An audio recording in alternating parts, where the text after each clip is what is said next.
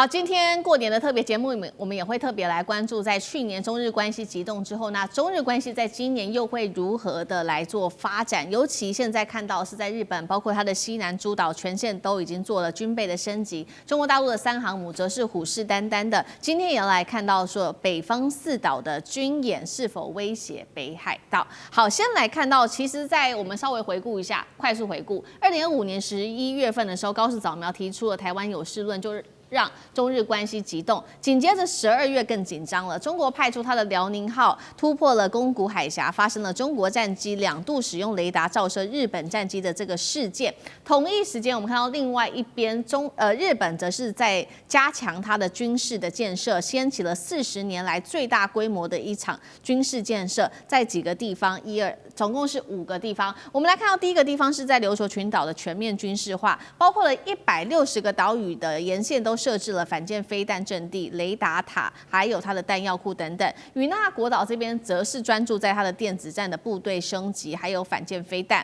再來就看到石垣島、宮古島增設的是反艦飛彈陣地，沖繩駐日美軍的海陸空也有多重基地。最後我們看到是九州的部分，部署了 F-35長程飛彈等等。艦長怎麼看？在2026年，日本的西南諸島這邊還可能會增強哪一些的戰力？中國大陸的3航母，特別是在今年如何看，會對日本施加多大的一場戰略的壓力？艦長怎麼看？首先，大家要知道，就日本現在在做什麼事情啊？你一定要了解一个名詞，叫做拒止戰爭。拒止戰爭以前在我軍中還沒有這個名詞，直到1996年的時候，不是因為中國大陸圍台射導彈，然後來了2艘航母，結果大陸就知道說我們根本沒辦法，就航母耀武揚威在那裡。那從那時候開始，中國大陸就在想，短期內想要追越這個美國的航母幾乎不可能，那我怎麼樣去防衛呢？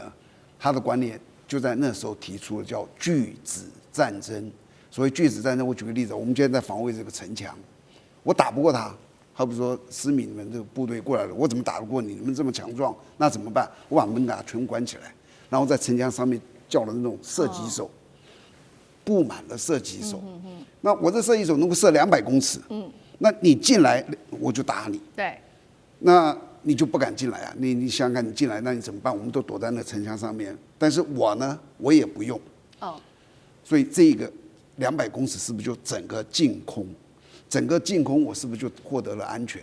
這就叫做拒止戰爭的觀念。然後你就發現，整個中國大陸就一直在想怎麼樣去打美國的航母。那美國航母一直在說，因為你從外太空打進來，你想一枚把它打殘吶，不太可能，是技術做不到。後來在2020年的8月的時候，在西沙的一個演習，有一艘移動的靶船。中國從2個地方，一個是1000多公里，一個是3000、4000公里，這樣直接對他打下去，2個都中了。我記得當時中的時候，國防部有個長官他來問我，因為我對這些軍武這些東西比較熟，他就說可能嗎？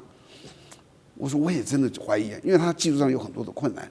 結果是美國的叫做國會寫了一個研究報告，說這第一這是真的，第二10年內美國沒有辦法逆轉這個形勢，就是說到2030年，他們克服不了這種彈。所以你看，從那時候開始，只要有衝突，美國的航母就往後跑，因為它沒辦法防這種叫做導彈打下來的彈，這就叫拒止。那接着你想想看，台灣在做什麼事？你知道？台灣也在做拒止。為什麼？我打不過解放軍，解放軍這麼強大，那我怎麼辦？我就做刺蝟島。什麼叫刺蝟島？架滿了飛彈，你知道我們旁邊也架滿了飛彈啊，這個魚叉啊，什麼熊2、熊3，什麼天弓飛彈，就我不打你，但是你過來，只要進入我這個範圍，我就打你。那他們就會覺得這很麻煩了，你有這麼多的這個東西，這台灣就在做這個事情。結果去年9·3完畢之後，大家就知道說，哇，我們全都輸了。美國也表達了，美國在今年的叫做國防安全戰略的時候，他就提到說，第一島鏈哦。要着重的，未來要着重的就是拒止作戰，又是拒止。所以你們發现日本一路下來建雷達、建飛彈，然後防空的飛彈，攻擊水面的飛彈，他在做一模一樣的事情。所以你說未來他們為什麼就是我打不過你，那我不跟你打了，對，就是你來，我可以這樣子來這樣子叫你不要來，我也有這些火力。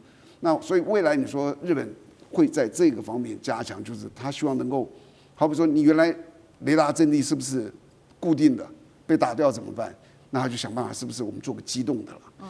一个卡車啦，一個躲在哪裡啊？就我不能被你打瞎啊！那我這個天空的衛星是不是能看到你啊？第二個就是這個所有的這種所謂的這個飛彈防空的啦，打水面的啦，要機動啊！你不能是一個固定的基地啊，那一定是一個移動式的，像提風系統，像這個樣子。未來大概都在做這些事情，其實說穿了就是最原始的一個叫拒止戰爭。至於你說中國的3艘航母或4艘或5艘或不管幾艘，它會不會對日本造成什麼威脅？不會，就跟它也不會去威脅台灣一樣。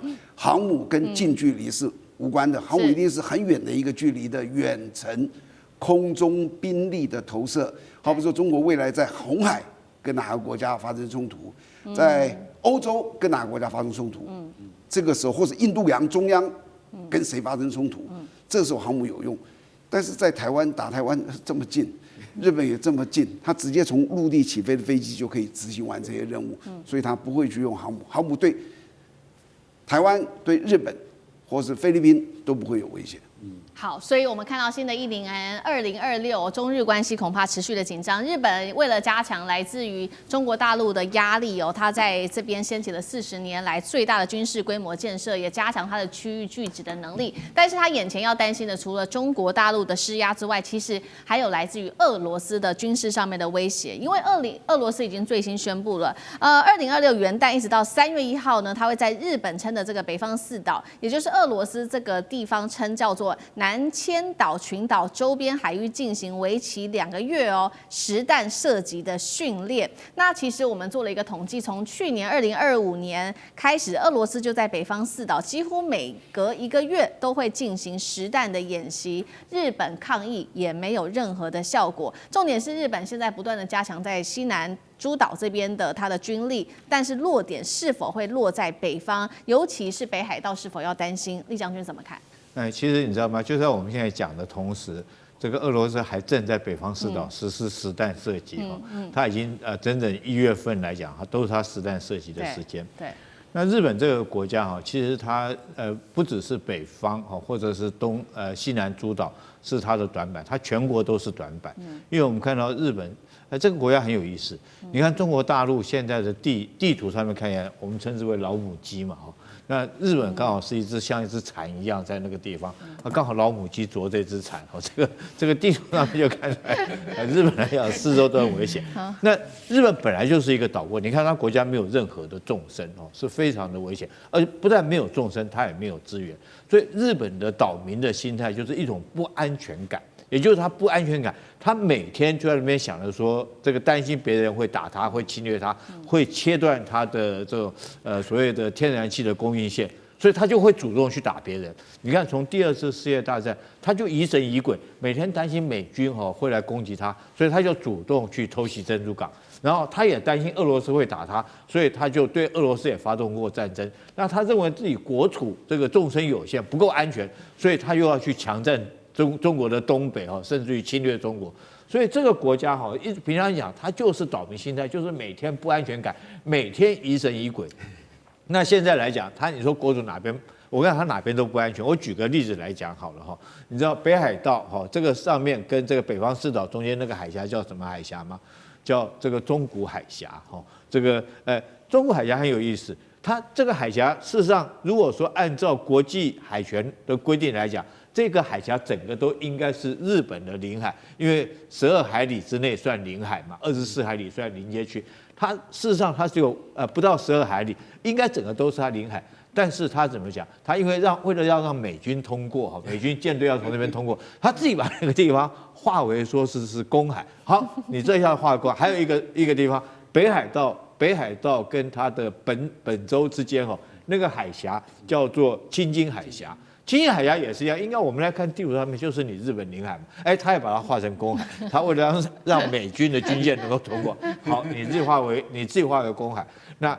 中俄兩國3不5時，他們所謂聯合戰備警區，海軍就從你這2個海峽中間通過。還有最南邊的安美大島，我們前一陣子這個高市早苗講的，說是台灣有事就是日本有事，這遼寧艦不是就穿過安美大島在那邊去嗎？所以可以說整個日本四周哈，包括領海四周都是它的短板。你看它沒有什麼國土縱深。那最糟糕的一件事情，當然你自己要認清楚你自己國土的資源是什麼樣嘛。你現在修改所謂安保3原則，你國土的形狀就長這個樣子，但是你應該就是遵守你的這種2次世界大戰之後，這個你自己設定的所謂的這種防衛型哈自衛型的憲法跟條約哈，只能擁有自衛的武力，你不要去招惹其他國家。可是日本這個國家，你看。我剛剛講，周邊哪個國家還沒打過仗，對不對？跟中國也打過仗，也去殖民過韓國，也跟俄羅斯打過仗。日俄戰爭不就在中國東北打的嘛？哈，跟美國也打過仗，只是說他現在變成美國的小弟了哈。那你如果說自己為了你自己國家安全，你真的是應該思考。你不是光考慮說是我要一個軍事方面，你應該考慮到是你國土的地緣戰略的位置來做一個整體思考。那如果說你現在還是島民心態，一直想要發展軍國主義，要走向一個你自己所謂的正常化國家，我覺得只會將你日本自己帶來滅亡。好，所以現在中國大陸看到这個日本一直往軍國主義的方向做發展，並且不斷的強化它在軍事上面的預算哦，所以呢，中日關係持續的惡化。那中國大陸這一回持續的對日本，除了在軍事上面施壓，也打經濟戰。那對於日本在經濟上面的衝擊，我們也要來看，還包括除了經濟上面、觀光上面的衝擊，還有就是在稀土上面的限制。先來看第一財經的報道，2026年的春節長假，中國大陸的遊客已經不再湧向日本了。那再來就是說，台灣有事論哦，引爆中日對立，所以現在中國大陸也針對了日本的出口稀土做了一個限制，導致稀土價格現在狂飆，包括車用的半導體的鎵這個元素上漲幅度20%，創歷史新高，鎢上漲8%，也創歷史新高，三菱、雙日等日商現在只能找不到中國，轉向找哈薩克、澳洲等新的稀土來源國。中國大陸在經濟上面對產業上面對於日本的制裁，接下來的衝擊，幹哥怎麼看？鎵這個是稀有金屬哈，不僅僅是車用那個就是說那個引擎，還有什麼？還有飛機，飛機的氮化鎵雷達，大家都常常有聽到這個氮化鎵嘛，對不對？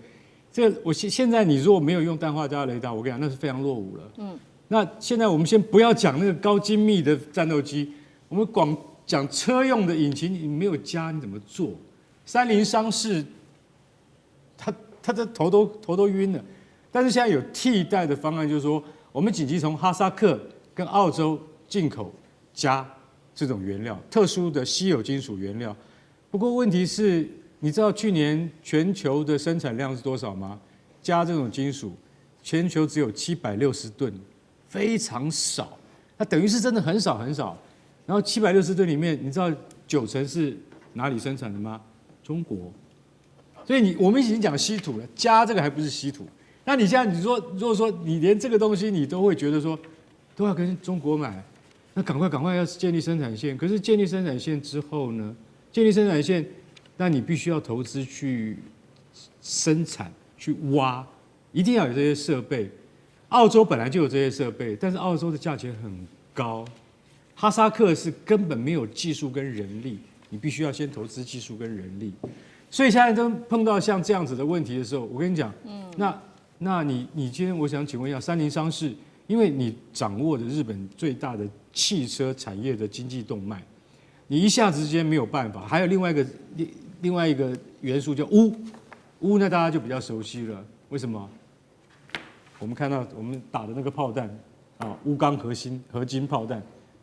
那鎢是非常多一種軍事用途上面，比如說炮彈，比如說像飛機，它在那個軍事上的用途叫做超硬金屬，是最硬的金屬就對了。所以這種金屬，老實講一句，有時候真的沒得談，就沒得談。那中國呢佔了多少了？80%。